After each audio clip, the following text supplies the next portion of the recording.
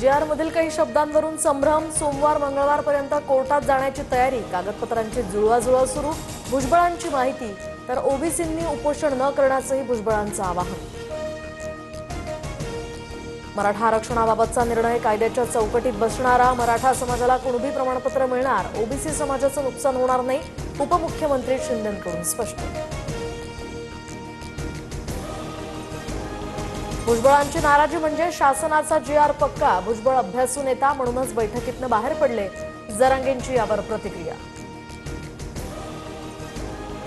मराठा आरक्षणाच्या जी.आरवरून ओबीसी नेते आक्रमक। लक्ष्मण हाकेंसह नवनाथ वाघमारेंनी जी.आर फाडला।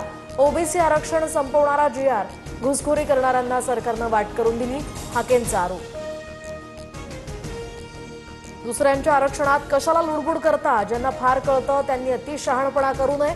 राधाकृष्ण विखे पाटलांनी हाकेंना सुनावलं।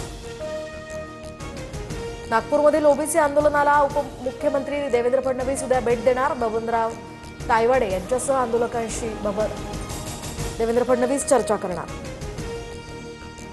चंद्रशेखर बावनकुळेंच्या अध्यक्षतेत ओबीसींसाठी स्वतंत्र मंत्रिमंडळ उपसमिती गठीत। भुजबळ, गणेश नाईक, गुलाबराव पाटील, संजय राठोड, पंकजा मुंडे, अतुल सावे आणि दत्तात्रय भरणे या समितीत सदस्य असणार। कॅबिनेट बैठकीवर आता छगन भुजबळांचा बहिष्कार। मराठा आरक्षणावरून काढलेल्या जी.आरवरून भुजबळ नाराज असल्याची चर्चा।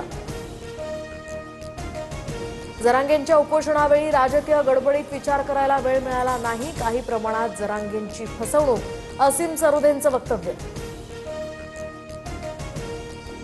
नवीन काही मिळालं नाही। जुनीच माहिती सरकारनं कागदावर लिहून दिली आहे। विनोद पाटलांची टीका। तर आरक्षणावर चर्चा सुरू होती तेव्हा विनोद पाटील ताजमध्ये झोपले होते। विखे पाटलांचा पलटवार। आरक्षणालाच विरोध असणारा पक्ष कुणाचं भलं करेल। फसवणूक होते हे मराठा समाजाच्या लक्षात यायला हवं। वडेट्टीवारांचं वक्तव्य। किडे मकोड्यांचं ऐकू नका। जी.आर मध्ये काही चुकलं तर सुधारित काढायला लावणार।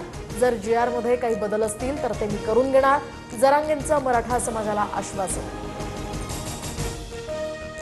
सरकारच्या जी.आरनं ओबीसींचं कोणतंही नुकसान झालं नाही। ओबीसी नेते बबनराव तायवाडे यांचं वक्तव्य।